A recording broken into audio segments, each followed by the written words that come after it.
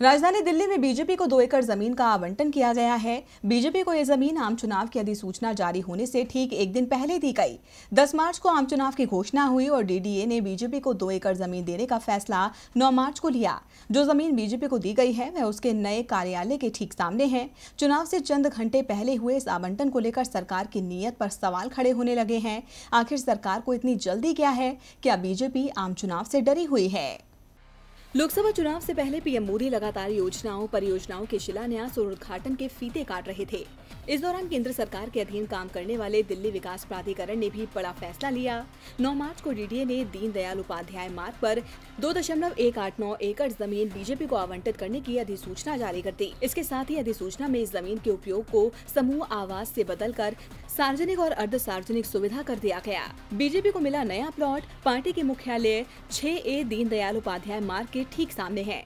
Report में कहा गया है कि बीजेपी द्वारा सरकार से यह जमीन 2015 में मांगी गई थी और आज इस प्रक्रिया का निपटारा किया गया है।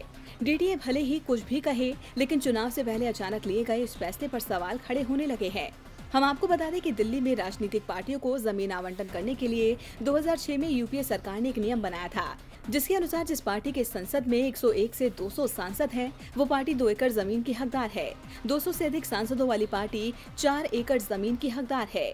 इस नियम के अनुसार बीजेपी को 2 एकड़ जमीन भी आवंटित कर दी गई है, लेकिन 2014 में बीजेपी को लोकसभा में 282 सीटें मिलने पर बीजेपी ने ज्यादा जमीन पर दावा ठोक दिया। पार्टियों के लिए जमीन आवंटन के नियम बनाते समय इसकी समय सीमा तय नहीं की गई थी। न ही यह साफ किया गया था कि अगले चुनाव में किसी पार्टी के सदस्यों की संख्या कम या ज्यादा हो गई तो क्या होगा, जिसका फायदा अब बीजेपी ने उठाया है। लेकिन चुनाव से पहले इस तरह अचानक जमीन के आवंटन को लेकर कई सवाल खड़े हुए हैं। क्या बीजेपी इस बार 200 सीटों के आंकड़ों के अंदर सिमट रही है? डीडीए को बीजेपी को जमीन आवंटित करने की इतनी जल्दी क्या थी? हम आपको बता दें कि देश में आम चुनाव की घोषणा के साथ ही आदर्श आचार संहिता लागू हो गई है। पहले चरण में 91 सीटों पर 11 अप्रैल को वोट डाले जाएंगे, जिसके लिए 18 मार्च से नामांकन भरने का काम भी शुरू हो गया है। चुनाव की घोषणा 10 मार्च को हुई थी। डीबी लाइव की रिपोर्ट।